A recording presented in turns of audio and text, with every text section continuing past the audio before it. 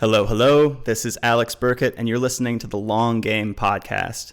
In this episode, we talk about audience development. It's part of our Kitchen Side series where we show you the behind-the-scenes discussions, brainstorms, and decision-making processes that happen at our content marketing agency, Omniscient Digital. Now, when Jimmy Daly wrote an article a few years ago called "Your Blog is a Library, Not a Publication," I was stoked. Most blogs won't develop a big audience of passionate followers who read every single post chronologically, but you can certainly set your blog up to be a reference library that effectively answers searchers' questions and converts those readers who are delighted. The problem, however, is that some creators and some businesses can and do build audiences and can and do act as publications. In the best case scenario, your blog can act as both a library and a publication. Think companies like HubSpot, Intercom, CXL, etc. In most of our client work and most of our strategy, we pursue what's known as a barbell strategy, with about 70 to 85% of our work, of our keywords, of our content being driven by the library model. We pursue strategic keywords, we build links, and we hope to convert searchers on individual blog posts. The remaining 20%, more or less, is what we call buzzworthy content. Now, that is more experimental content, and it could be to drive links, and it could be to drive social shares, and it could be to build an audience. So overall, building an audience and owning an audience is powerful stuff. If you're able to do so, you can effectively motivate action, change ideas and perceptions about the market in general, and corral your fans if you have an audience. The question then remains, how do you actually develop an audience? So what follows is a discussion between me and my co-founder, Allie about that subject. I hope you enjoyed this episode of the Long Game Podcast.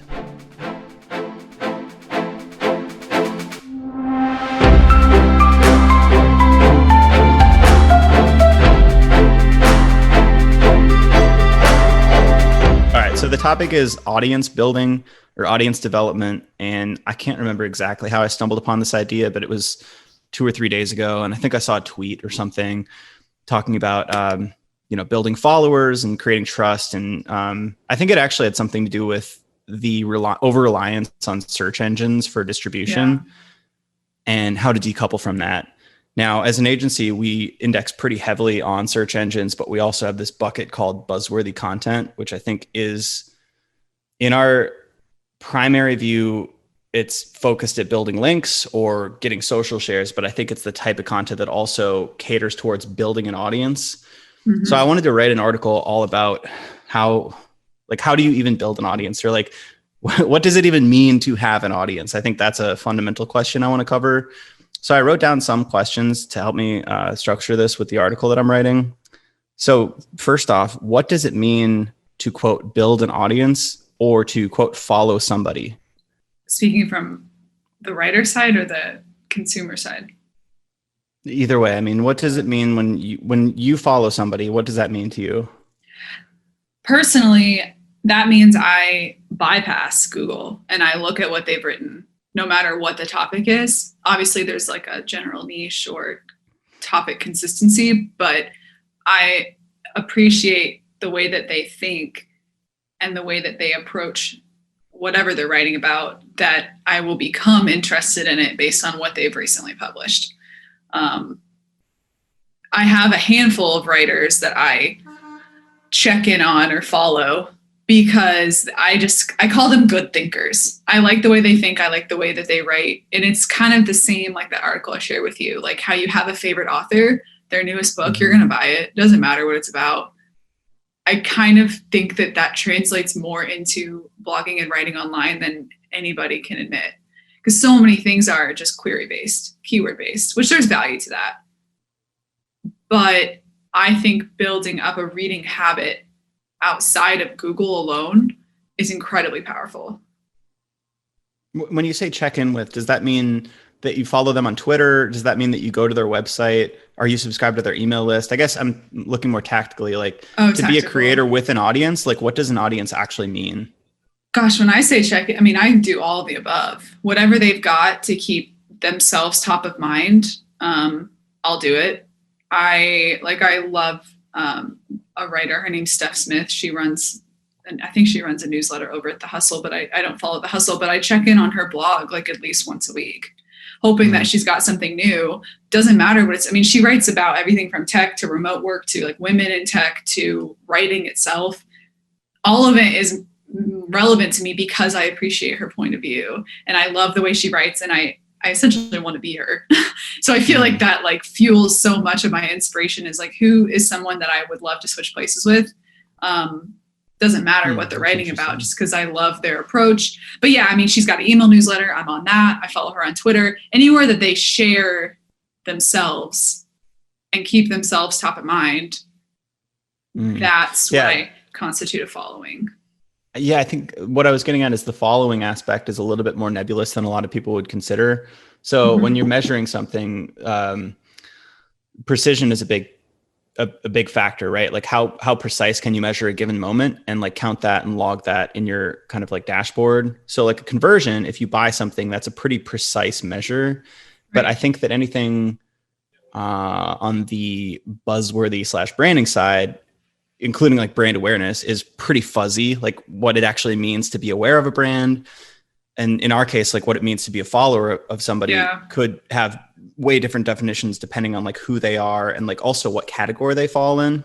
Right. Because like I was kind of thinking this out in my own, who I follow. And I have so many different layers and examples of how I follow people. So I kind of layered them out like by how clear it is that I'm a follower. So the first one I gave, like I pay for some subscriptions to people's Substacks. So I pay for, that's a strong one. Yeah. Like I'm giving them money to basically consume what they write. And that would include Matt Taibbi. There's this persuasion community, a lot of like political writers and people who do this full time. I just pay them. And that's similar, like we do with John Bonini and his Patreon. So that's like kind of top tier, right? Like we're handing over money for their opinions. And then there's like the next layer, which is subscribing to somebody's email list, I think. So I subscribe to CXL Institute's email list. There's probably 2 or 3 blogs that I subscribe to, Joanna Wiebe, several in the CRO space, right? And then I follow people on Twitter. So I think that's also, there's people that I wouldn't even consider, like some of them I follow and some of them I technically follow on Twitter, but I wouldn't consider myself in their audience, if that makes sense. Okay. Yeah.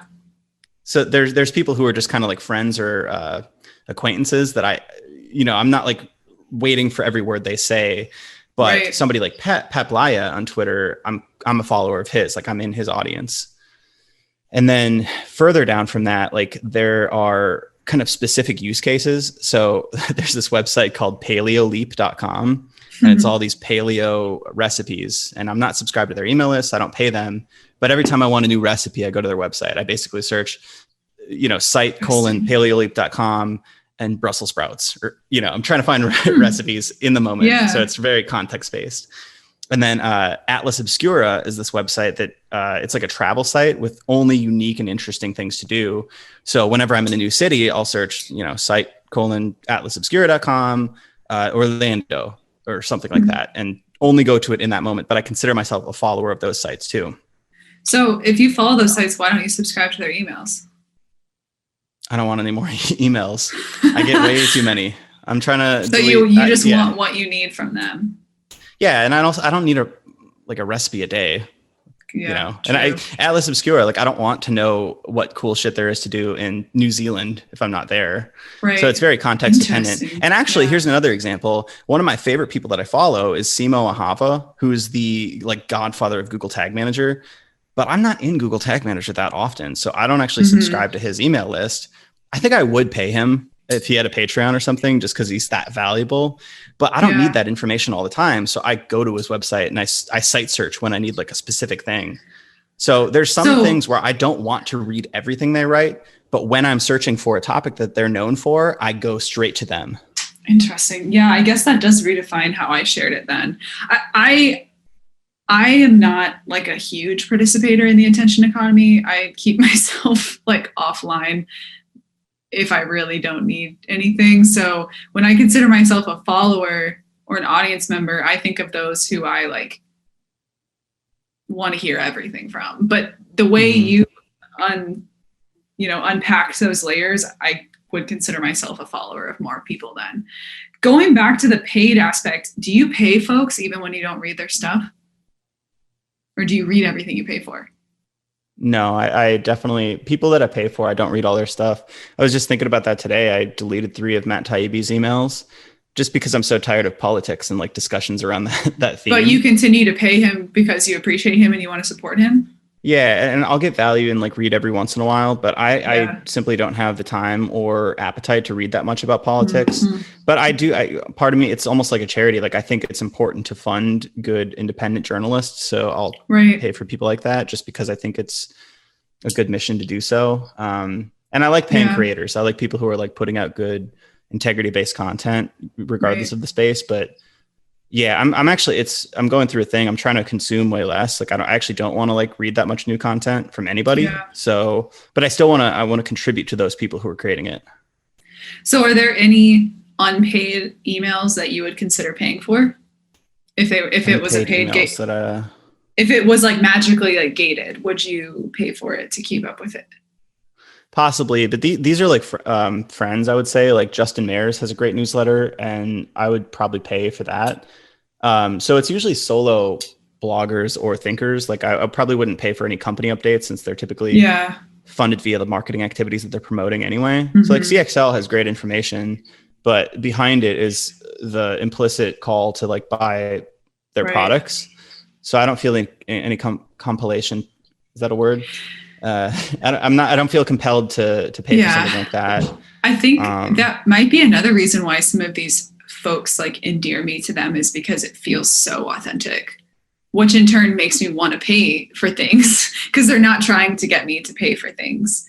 I don't know if that's something you can capture out of like effort, but you know, Steph Smith, Julian Shapiro, Nicholas Cole, like some of these folks I follow on Twitter and their emails and their blog. Who, first off, I know Julian Shapiro runs Demand Curve. Who are the others? Steph Smith works at The Hustle. She has a really interesting resume. But I think I stumbled upon her because she published an article called How to Be Great, Just Be Good Consistently. I love that. Right. It's so simple, but it's so well written. And she writes super in-depth stuff. And you can tell that she doesn't just like bang it out in a day. And then I was like looking at her blog. I was like, first of all, I like this person. She seems like someone I would just want to talk to in person anyway. But she also has created all these interesting products. Like she has this website called, it's a whole website of untranslatable words. And I went right to Redbubble and I bought her sticker to support her. And I don't even have it on my computer yet, but it's right here. And then I was reading her blog and I was like, oh, I love her writing style. Oh, she's writing about women in tech. Kind of relevant to me. I'm not like in coding or anything, but I read it anyway. And she wrote a whole guide on like her writing style and how she writes for her blog.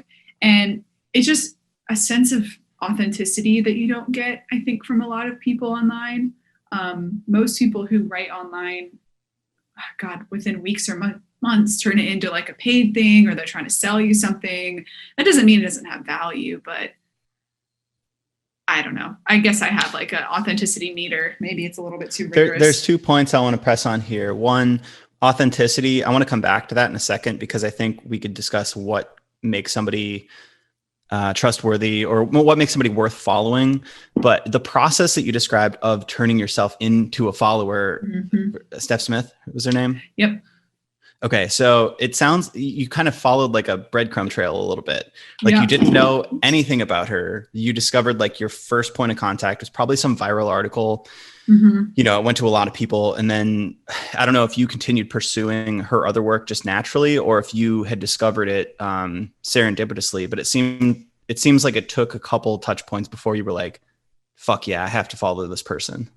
Yeah, it definitely was. It was the first post itself, which was interesting to me. Obviously, no one can, expect everyone to be hooked by that, but I went to her website. I appreciated her background. I thought it was impressive, but it wasn't just impressive. It was just like, it was kind of a hodgepodge and I liked it. Like it wasn't some step by step, not that that's right or wrong, but I just liked her background. I thought she was really interesting. Like, I just thought she had lots of passions, lots of interests that came through in her work. She created lots of free stuff online, which I thought was interesting too, in a world of gated everything. And then, yeah, I looked at her blog because it was a little bit out of kind of how you said, a mixture of like, if you were impressed and jealous about Adam's like blog, like success last year. I kind of felt the same thing. I was like, dang, like, I like her. I want to be her. Like, I wish I could do what she's doing. And I also just really liked the way that she wrote. I don't know how else to explain it. Do you think that mimicry, I don't want to call it mimicry, that aspirational aspect, you want to be like that person. Do you think that's a key criterion for becoming a follower of somebody?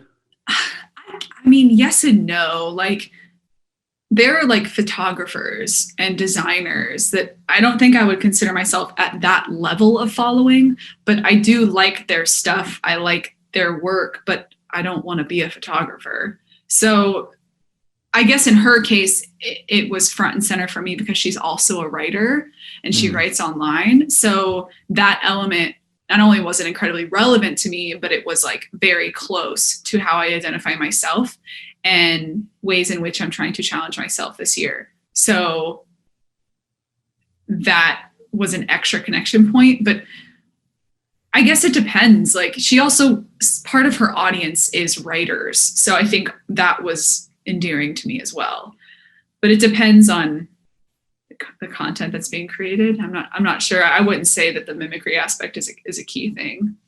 Yeah, but it could for be. myself, in reflecting on who I follow and how passionately and how closely, I have different modes of different types of membership and different audiences. Some of them are completely utilitarian. Simo Ahava and trying to figure out what to do on Google Tag Manager is sort of a utilitarian thing. I know I'm not going to be as good at Google Tag Manager and front end development and engineering as he is, and I don't expect to be. And then there's others who I look up to aspirationally in a business context. And I would say I read more of their stuff more often and more passively. Like, those are the ones that I'm probably going to sign up for their email list and read their books if they come out, and to consume everything they put out versus trying to seek something when I need it, such as Paleo Leap for recipes or Atlas Obscura, et cetera, et cetera. So it seems like there is, you might follow somebody more closely if you see yourself or something you want to be in them.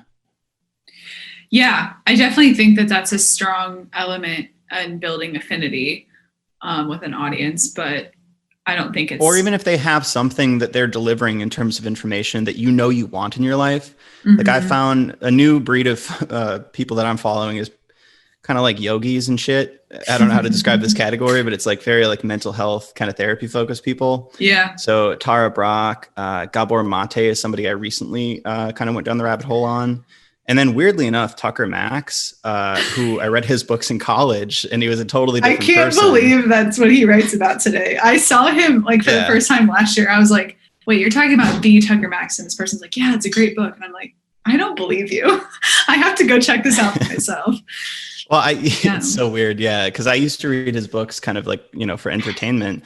And then he started writing about business. And I was like, oh, this is interesting. Like, I love startups and entrepreneurship. And now he's doing the whole deep dive on therapy and like basically going back and, resolving childhood trauma and doing his MDMA therapy and stuff like that. I read these authors, and not just authors and thinkers and whatnot, Gabor Mate, I listen to him on podcasts because there's something that they're saying that I believe can help my own life. I think like they have some piece of information that I know is aspirational, even if themselves, they're like, I don't think I want to be like Tara Brach or like Gabor Mate. But they have something that makes they have a piece of information that will help me lead myself to the place that I want to be, if that makes sense. Yeah. So you don't want to be them, but they can help you be the person that you want to be. I think that's what is interesting about this is like, everyone has this, like a certain lens, right, on life or on their niche of choice or whatever. And none of it's right or wrong per se, but I think a lot of today's content creation removes that lens. Like that's why so much of what's online is all similar, but it keeps people from connecting with you and then not only following what you're saying, like the information you're sharing, but like the perspective that you have. It's like yourself, that's the UVP that you have to share, in my opinion, depending on like what you're talking about and like what you're writing about. But I just wish more people could put their own perspective in their writing. I guess there's not a place for it in every content creation, but I don't know, maybe that's what's missing in a lot of what's out there today. No, I think you're onto something. I wish we had a producer because I have to look this stuff up on my own now. I wish we had like a Jamie from like Joe Rogan's podcast. Like, Jamie, pull that shit up. But Naval Ravikant said something in his How to Get Rich tweet storm. Mm-hmm. Here it is. You can escape competition through authenticity when you realize that no one can compete with you on being you. That would have been useless advice pre-internet, but post-internet, you can turn that into a career. He said multiple things like this: escape competition through authenticity. I just wrote an essay on that. He's got a whole blog post about that. That's essentially Emerson's self-reliance, but very, very simplified writing. Yeah, it's very difficult to, I mean, it's easy advice to give and it's very difficult to exhibit. I think like be yourself. Like, what does that actually mean? But finding who you uniquely are and who you authentically are and being confident to portray that is a good way to build an audience. I think like when you're trying to be somebody else, you're trying to like hit that mediocre middle, you might rank in search, but nobody's going to give a shit. Well, I just think that mimicry is more rewarded than ever today, especially in writing. Like, a lot of the strategy that's created is based on page one of Google. Like, obviously we want to make Google happy, as people say, but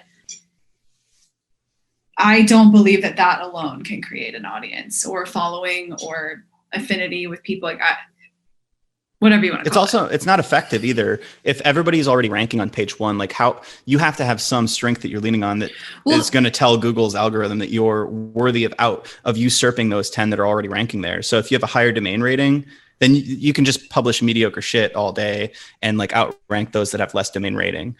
But you kind of have to make it better or different in order for that strategy to work in the first place. But think about like the person that's Googling something, right? Like, they are Googling some query, how to do X, this versus this. You might catch them on a good day when they're like, this person is cool, I'm going to subscribe to their email. But I believe most times they just want an answer. They're not in a place, they're not going to be open to like another email or another follower. Like, they're not in the mindset to become a follower, an audience member. They might convert. Does that make them a follower? I don't know. That's a whole other conversation. That's interesting. Yeah. But it's kind of the opposite of like you not subscribing, but still being an audience member. But in this case, you have subscribed, you have converted, but you're kind of not an audience member. Exactly. Yeah. Like, this person solved my problem. This person gave me this. I bought this. Do I care about the brand, or does the consumer care about the brand outside of what they got from them? Probably not. Maybe. I don't know. But I think if you just create page one content over and over again to make money, right? Like, that still has a purpose. But this all comes back to like customer loyalty, customer retention. Like, it's the same vibe, this whole like audience development, like building a following. It's all pretty much at least in the same lane. And now, how do you create content and how do you become discovered, if not through Google, in a way that does help you create that affinity? I don't know. Maybe social media. Like, I'm not sure.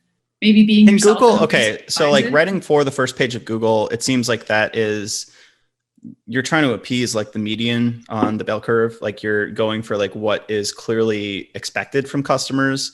So you can't write too different of stuff. You might write on a topic about, say, customer satisfaction. That's the keyword. You look at everything else that ranks and try to fit that format and maybe add a little spin and taste. But it's mostly the same. Let's say somebody lands on your page for that keyword.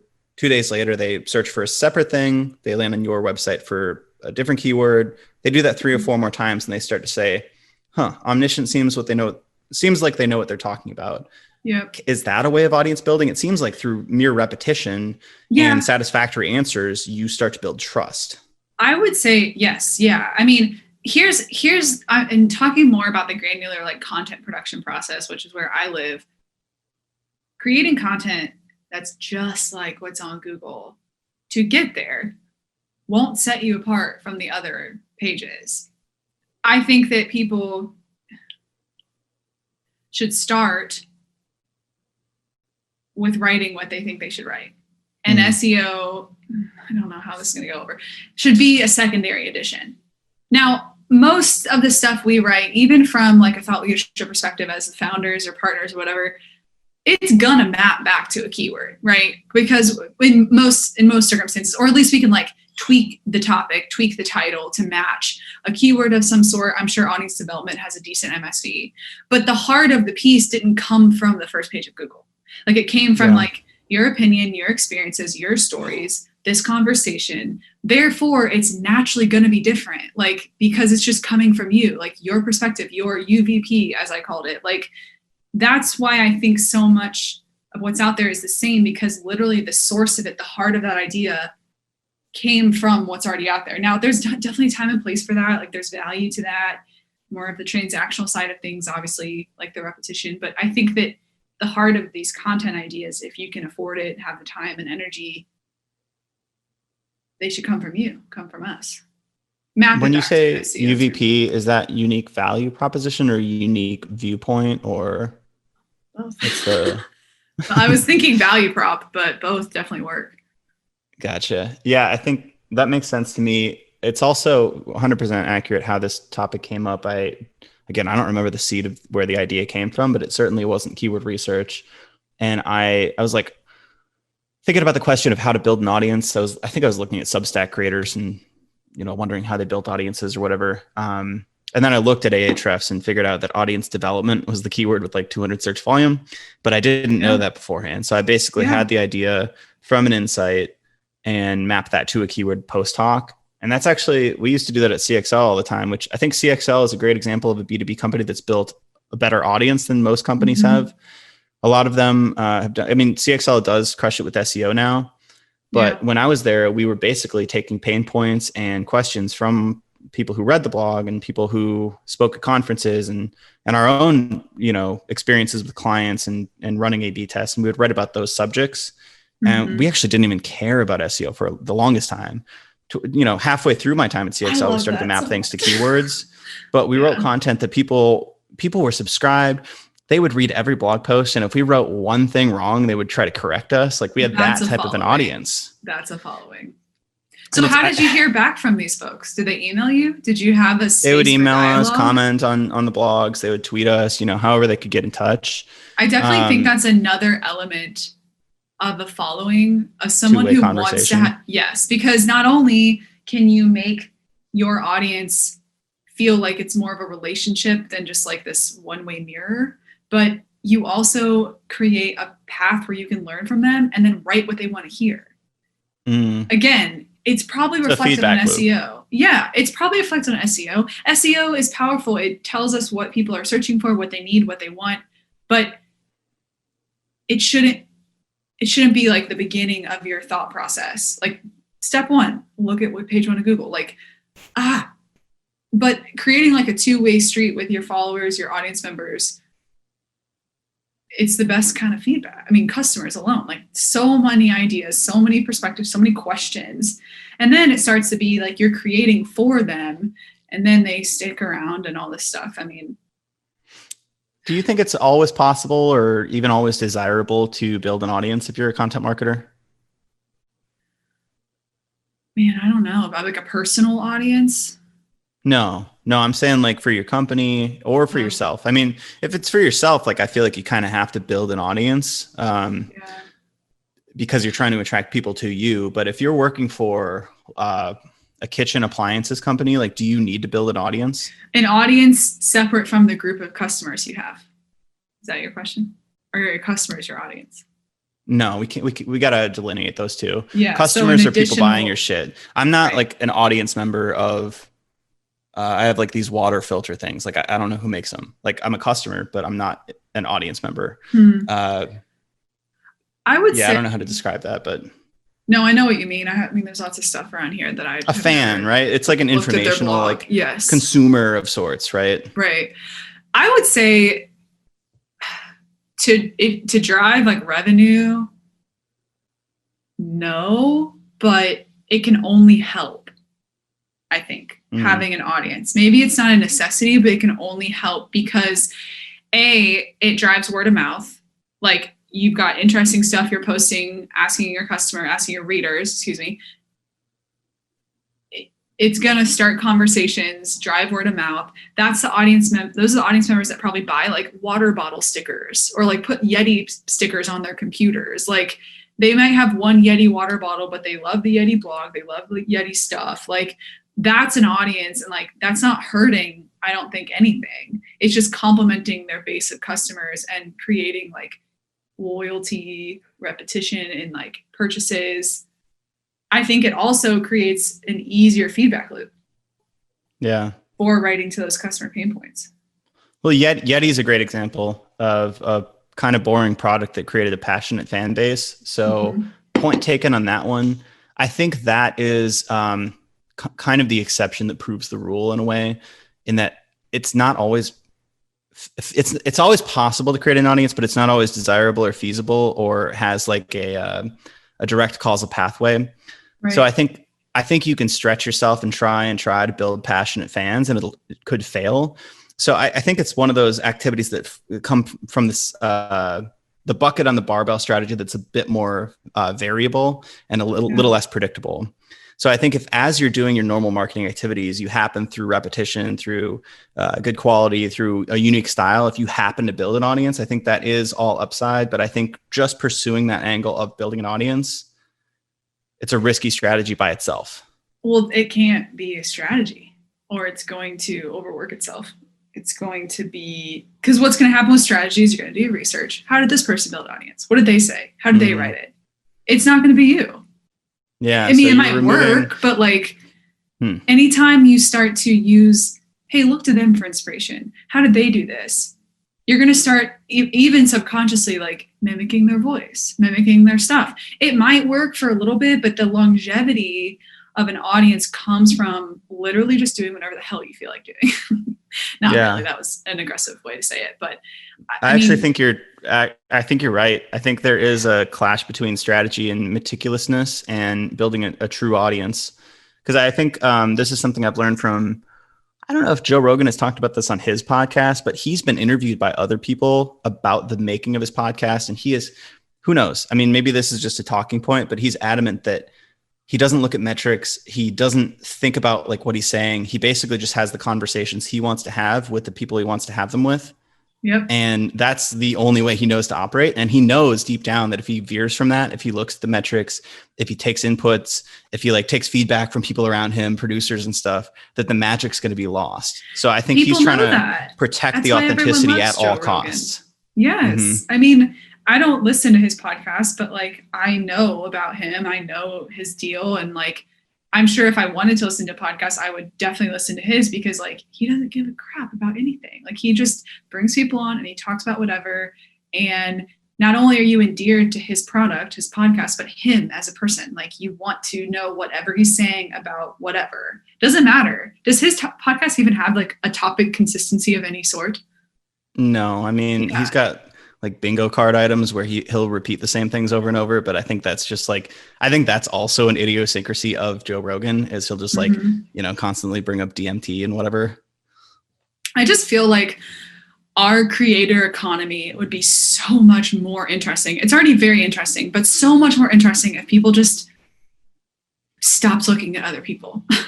This might be a whole other conversation that we should have, but it's hard. I mean, it's harder than ever. I just wrote another essay on this the other day. It's like harder than ever to be yourself, because we are like drowned in all these shoulds and coulds and strategies and hacks and tips. And it's just like, of course that stuff is valuable. Like success stories are great and people deserve to be like, share how they did it. And yes, we pick up something here and something there, things that infuse into our own strategy. But over time, like doing too much of that, you're going to lose that voice, or you're going to feel like your voice isn't good enough, or you're going to feel like your ideas aren't good enough.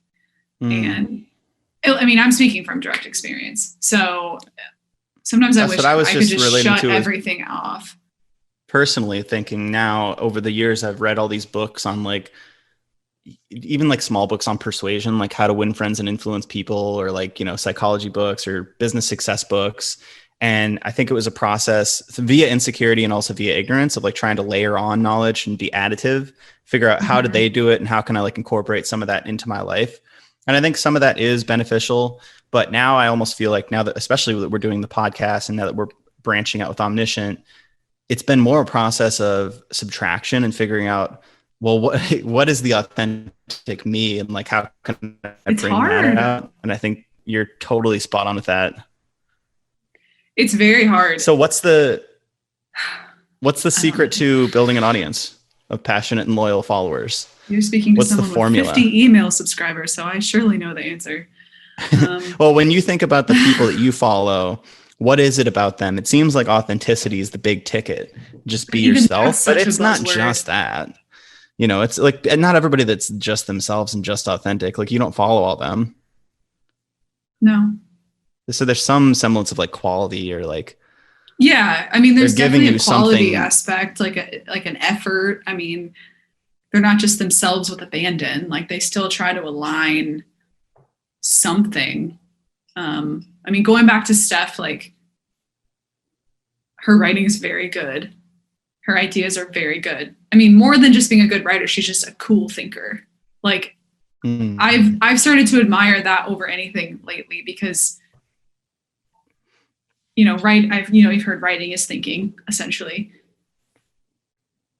And there's so much out there that makes me think less and less, like with less quality. Like, I want to be a better thinker. I want to manage my own ideas, my own perspective with a little bit more grace. So people who can do it themselves, and that inherently teaches me how to think better. So yeah, there's definitely a quality aspect to it, but I don't know if there's like a prescription really.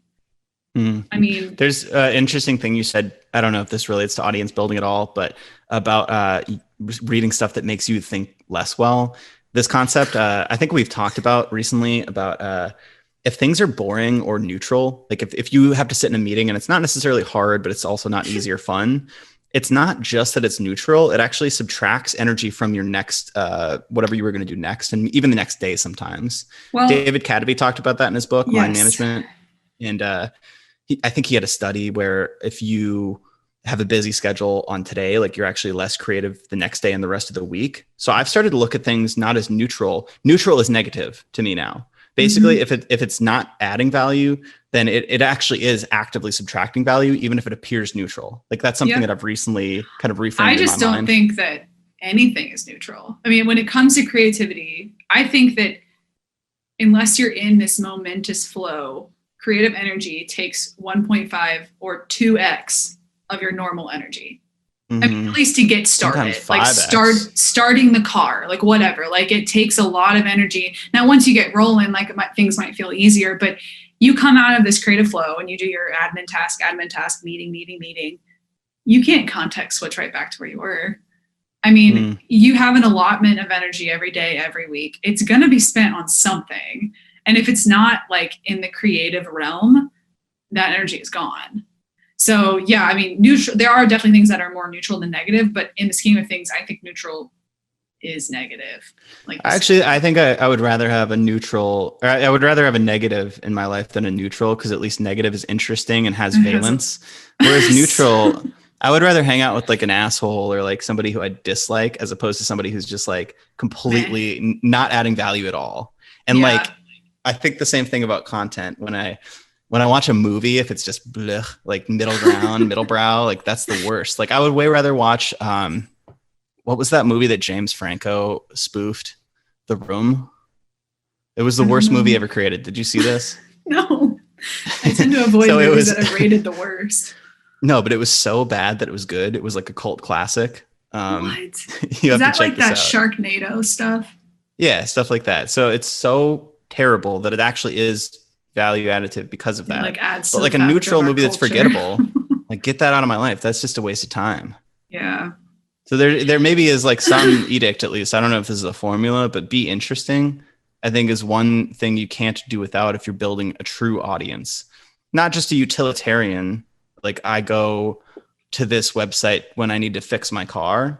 That's not necessarily an audience. I think it's veering towards it if it's the same website every time. But I think being interesting is probably as close to non-negotiable as we can get. And I think also probably some quality indicator too. I don't know what that would be. If you think about it from like a consumer, reader, audience member perspective, like we are followers to more than we realize. I can't think of anything off the top of our head, but I'm sure there's some normal, boring website that we all prefer to go to because it happens to be more interesting than its competitors. We're going to fill our docket with followings regardless. So even if you are a car maintenance website or, I don't know, a water filter website, like you might as well add some spice. Like, I don't think it can take anything away from what you're doing. Like I said, like you don't have to try to build an audience, but I don't think it's going to hurt. Maybe it'll be more expensive. You have to hire like an audience builder, like a writer or something. Like maybe it'll take a little bit more to see ROI on it, but all it's going to do is endear yourself to people who come and try to, like, they convert and they're like, oh, this is really funny, or this is really interesting. Like, I think it only adds. Actually, I just thought of something. So I think being interesting is one component, but I just thought of one of those resource websites when you were saying that about car websites. I go to the site examine.com all the time when I'm looking for information on supplements. And it's not interesting. It's just like summarized information on different studies done. You know, say if I'm looking up L-theanine or something like that, they say this has been shown to promote relaxation or focus, or whatever. I give you kind of the meta-analyses of all the studies that have been done. So I like that because it's useful. It's not entertaining. It's not unique. I guess it is unique in how they summarize information. Right. But I think there's another pillar to this. You know what it is? It's trust. I trust that I can go to their website and I'm not going to get bullshit information. Yep. And I think trust is built through repetition and consistency. So that's where it comes in, where, like, you know, we were talking about the website, you see like 6 different times on Google. After a while, you start to say, these guys seem to know what they're talking about. I'm starting to trust them. But to get to the top of Google, they have to have some sort of utility. Right. They have to have some sort of useful information. And so that may be the quality component. Yeah. And SEO totally. So we're coming up with something like a formula, I think.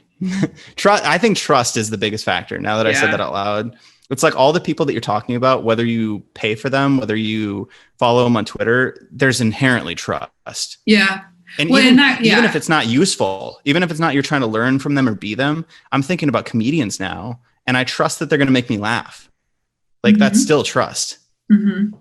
Yeah. I mean, that I would say the heart of trust in essence is definitely consistency and somewhat of a niche, I guess, or like a specialization. This is more companies than like individual writers, I would say. Because I think writers can ebb and flow based on how they're feeling that day or what they're interested in. So there's definitely like different avenues of audience building for different like purposes. Is there anybody you used to follow but don't anymore? If you don't want to say like specifically who, that's fine. But if you have somebody in your mind. Yeah. Honestly, it's maybe I'm more sensitive to it because I just spend all day online. But when people just start to get so blatantly salesy and like, in my opinion, they stop writing. And this is just, I guess, more writers. I don't know. I guess it's when they just really start to promote things and sell things, and it tends to lose that coffee chat vibe. But, you know, you can't blame them. Maybe they created enough of an audience that they want to start making money off of it. I totally respect that, but I don't. It's kind of like influencers. Like, you remember when influencers were like actually influencers? They're like, I'm not getting sponsored. I love this face wash. And now it's like ad. It's like, I don't trust you. Like, you're getting paid for all this crap. Like, how do I know if you actually like it? You know, that's why it's like reviews, not website reviews, like on third-party sites most of the time. And then people who are like, I'm not getting paid for this, I will immediately listen to that. Because I know that's like they're genuinely recommending. It's like you lost trust in that. Sorry, you cut out. I think we cut out there. Sorry. I think it sounds like you lost trust in them. Like you don't trust that their information is totally with integrity because they're selling things. Did the last thing you heard was that like they started doing ads, that part?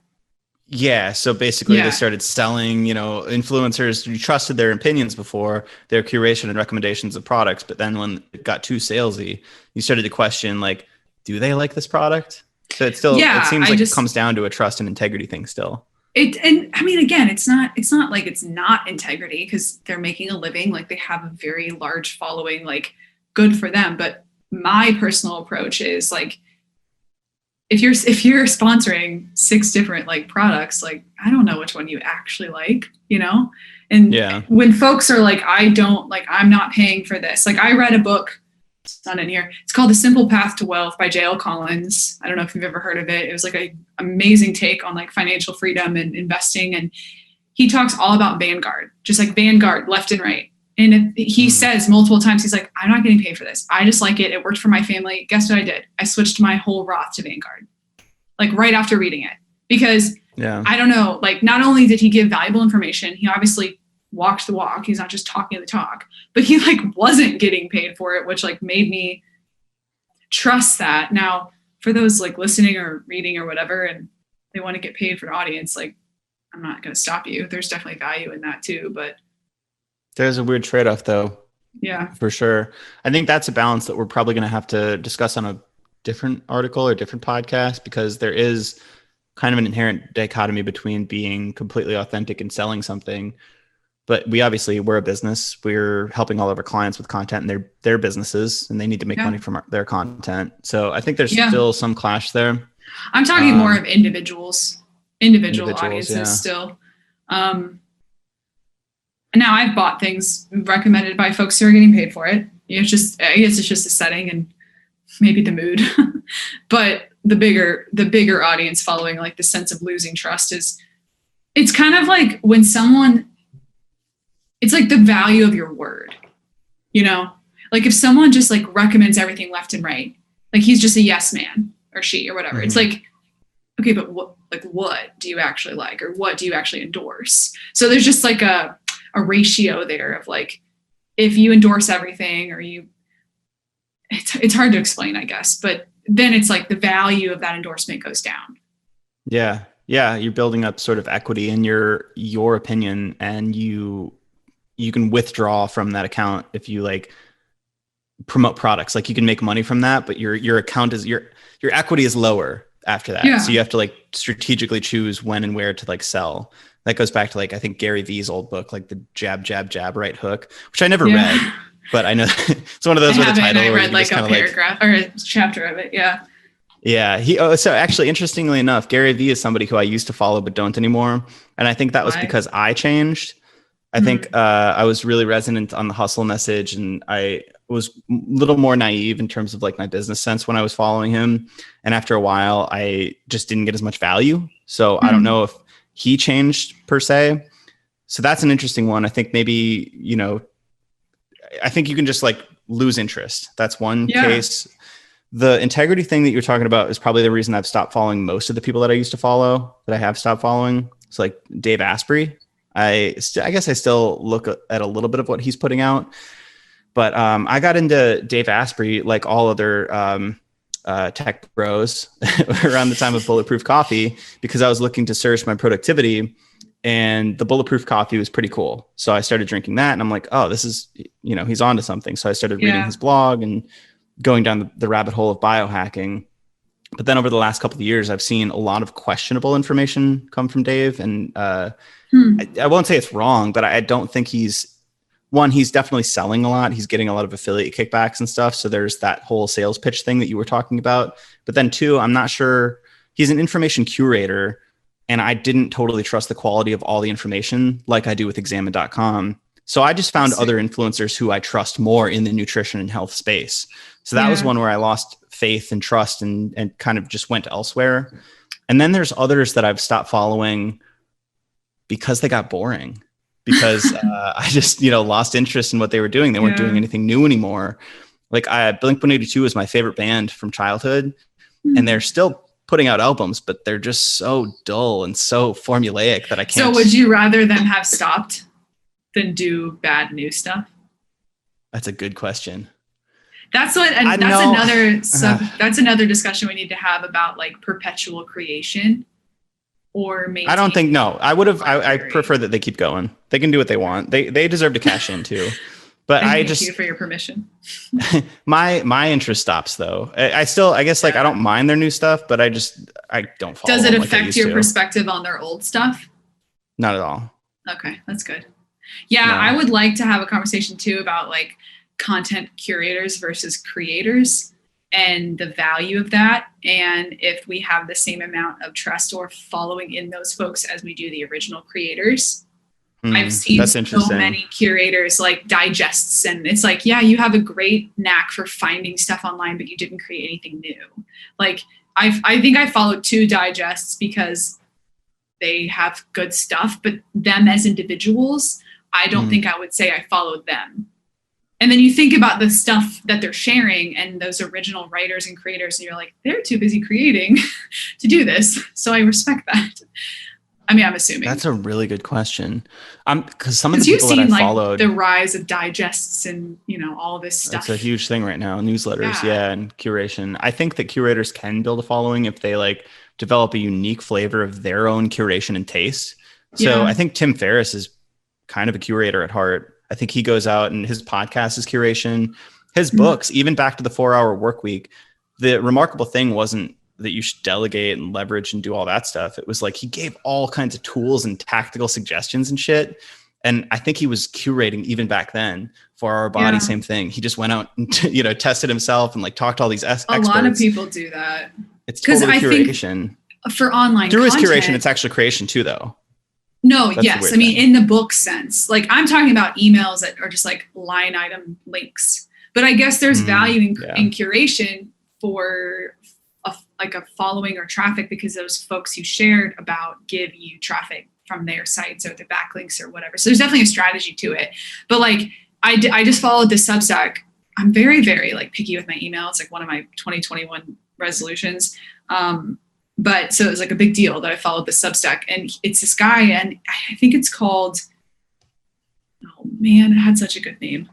But he wrote a book too. It's called Daily Routines. And he basically goes back through like all kinds of creators, even back to like Mason Curie or whatever. Maybe. He wrote a book called like Daily Routines or something like that. Yeah, that's his book. But his newsletter, yes, Subtle Maneuvers is what the newsletter is called. So first of all, I'm like, that's cool. And every Monday he sends out a curation essentially of like all kinds of daily routines from writers, all kinds of creators like photographers and stuff. And that is inherently curation. Like he's not creating that himself, but he does write about it. So there's like that's a great example, a creation aspect to it. Like he doesn't copy and paste or share other people's articles, but the topic itself, like it's other people's ideas, like other people's routines. But it feels genuine to me so far. I've only followed it for like a day or so. But he's like he's like the Guggenheim. He's like a curator in the sense that like he creates his own experience that is its own product. Because like when you said his name, I knew his name. So he's not just like throwing links out there. Like his product is definitely unique. So that's interesting. It's like a museum. Like museums are curated, but they can create their own experience, you know? Yeah, you still have a vibe in the Louvre. Yeah, you do.